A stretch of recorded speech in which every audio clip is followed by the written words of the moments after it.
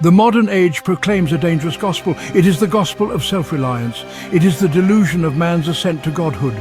We build towers of reason and ambition, echoing the ancient folly of Babel, but without God, our creations crumble. Our aspirations turn to dust. For what is man without God? A ship adrift, lost in a sea of chaos. A beast unleashed, driven by primal instincts. The rejection of a higher power leaves a void. Man attempts to fill this void. He crowns himself as the arbiter of truth and morality. This is the ultimate act of hubris. It is a rebellion against the natural order, a dangerous dance on the precipice of oblivion. History whispers warnings through the ages. Will we listen? The French Revolution, a blood-soaked testament to man's arrogance. The horrors of the 20th century, where dictators, drunk on power, slaughtered millions. These are not mere historical footnotes. They are stark reminders of what happens when man forgets his place, when he severs the lifeline to the divine. Let us not repeat these mistakes. Let us not forget the lessons etched in blood and tears. The allure of self-deification is seductive. It promises freedom and power. But it delivers only despair and destruction. The path to true enlightenment lies not in denying God. It lies in embracing Him, in recognizing our limitations, in understanding that true strength comes from surrender, from acknowledging a power greater than ourselves. Even the great Immanuel Kant, a champion of reason, recognized its limitations. He spoke of the categorical imperative, the inherent moral law within us.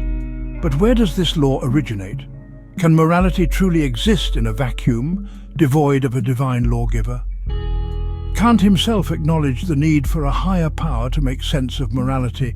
Without God, morality becomes fluid. It bends to the whims of individual desire and societal pressure. Good and evil become relative terms subject to interpretation.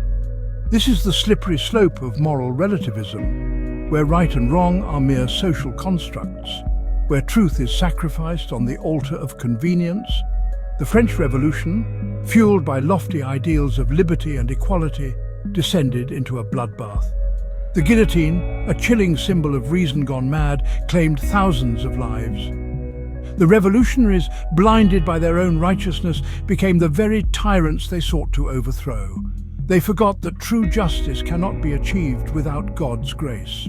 And what of the 20th century, the age of totalitarian regimes where reason was twisted to serve the agendas of dictators? Stalin, Hitler, Mao, these men were not driven by faith. They were driven by a lust for power, by a belief in their own infallibility. They replaced God with ideology, and the world paid a terrible price. The French Revolution stands as a ghastly monument, a stark reminder of reason's potential for darkness. The revolutionaries, drunk on Enlightenment ideals, sought to build a utopia, but their utopia became a nightmare. The guillotine's insatiable hunger consumed all in its path. The terror, as it came to be known, devoured its own children. Robespierre, the architect of this reign of blood, met his end at the hands of the instrument he had unleashed. A grim irony, a testament to the cyclical nature of violence. When man replaces God with ideology, chaos inevitably follows. The echoes of this revolution reverberate through history. They whisper warnings of unchecked ambition. They speak of the dangers of utopian dreams built on shaky foundations. The French Revolution serves as a cautionary tale.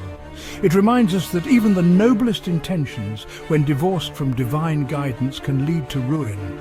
The 20th century, with its mechanized slaughter and chilling indifference to human life, provides an even more horrifying example. The gas chambers of Auschwitz, the killing fields of Cambodia, the gulags of the Soviet Union, these are the fruits of godlessness. They are the ultimate consequence of a world that has turned its back on its creator. The Bible, in its infinite wisdom, warns us of this inherent darkness within man. The heart is deceitful above all things and desperately wicked, Jeremiah laments. This is not a message of despair, but a call to humility, a reminder that we are all flawed creatures, capable of great evil. Without God's grace, we are like ships adrift, tossed about by the storms of our own passions and desires. We become slaves to our baser instincts. We lose sight of our humanity. We become the beasts Dostoevsky so vividly portrays in his novels. From the fall of man in the Garden of Eden to the betrayal of Christ by Judas, Scripture is replete with examples of human fallibility. These stories are not mere fables. They are timeless truths, reflecting the darkness that lurks within us all. But the Bible also offers hope. It speaks of redemption, of forgiveness, of the transformative power of God's love. It reminds us that even in our darkest moments, we are not beyond saving.